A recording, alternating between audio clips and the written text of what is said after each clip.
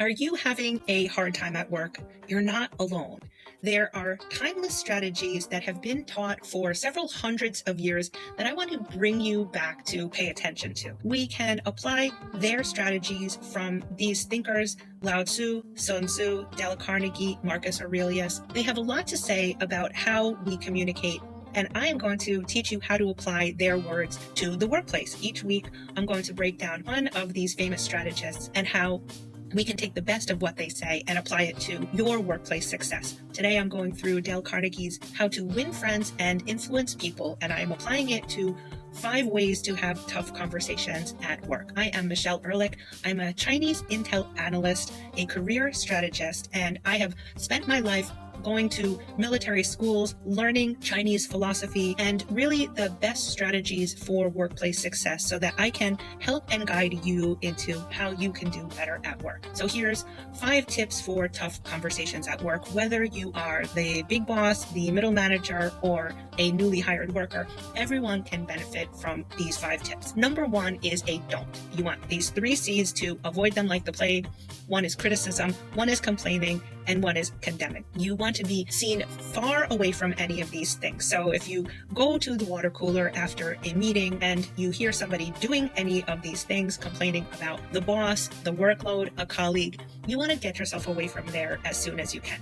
Make an excuse to leave the water cooler, but you don't want to be seen aligning with somebody that could definitely backfire.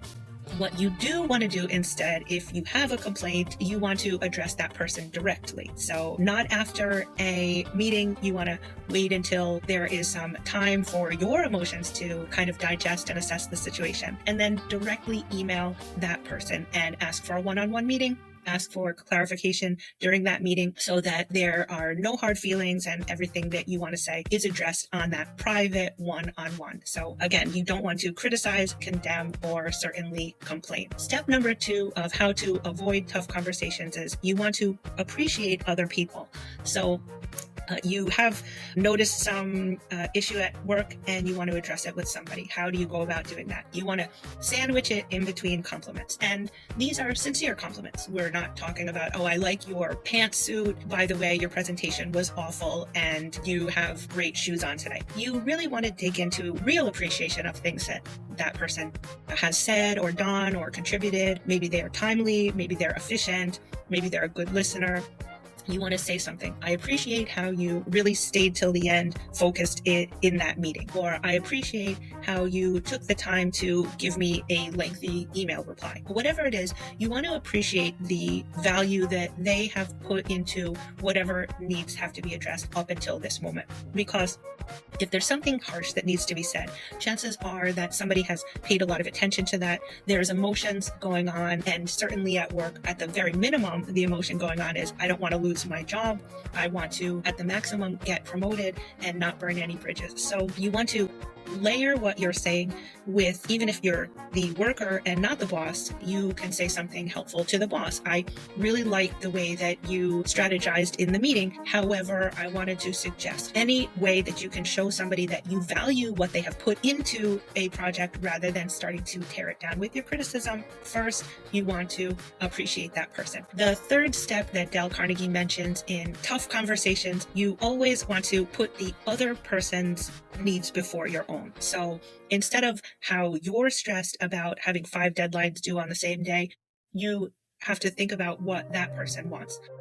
If the boss, Tammy, has given you over workload, you can say something like, I understand that you're on a time limit to get X, Y, and Z done. I understand how stressful it must be with 5 less workers than we had last week. Whatever it is, you do want to put yourself in the other person's position before you start complaining about your workload. Imagine how it must be to be that boss with now less employees, same amount of work, and tasked with a lot of things, maybe even leadership positions that they didn't have a few days ago. So when you lean into empathy and trying to think how the other person is feeling at the moment and you lead with that, I can imagine how stressed you are. I know you want to or need to have this project done by next Wednesday. How can I help? Once you are thinking about that other person's needs before your own, they will appreciate that much more than you going and complaining about your role. So empathy is key there. Number 4 of Tough Conversations by Dale Carnegie is that you want to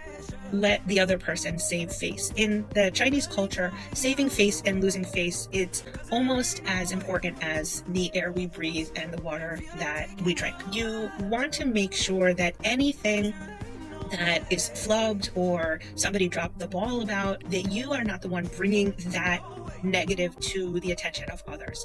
In fact, just the opposite. You forgot to write the email that we needed to have written by 10 a.m. I have also forgotten emails before. I noticed that you're behind in your 5 tasks that are due tomorrow. I get it. I have also been in that situation. Any way that you can let the other person know that you understand that mistakes happen, that you are not going to broadcast that to the whole team or to the manager, and that you are on that person's side because you've been there too. We've all messed something up. You don't need to rub anybody's face in it, and you certainly don't want to let others know that somebody has a limitation. That will save your face for many times to come with that person if you allow them to save their own face. The last, number 5, that Dale Carnegie points to for having tough conversations is to point to the nobler motive. So the team or the company or the project is the first and foremost at hand. Your emotions, my emotions, we need to manage them for the sake of the project, for the sake of the team, for the sake of the company, for the sake of the bottom line. And so everything, every misstep that happens, every communication that is lost or misinterpreted needs to be dealt with for the greater good of the project, of the company, of the bottom line. It's not about you and it's not about that person. It's about coming to an agreement so that the project doesn't get derailed. In conclusion, Dale Carnegie, amongst so many others, have taken the time to give us endless, timeless strategies about how to communicate in the workplace. I am now taking these ideas and digesting them for you to make sure that you're able to be a better worker and put your best foot forward always at work. You don't have enough time in your life to get another job. You have to strategize on the one that you have, make it better, make yourself happy, have those tough conversations without sticking your foot in your mouth or insulting anyone else. Again, as long as you keep in mind that bringing others forward is the best part of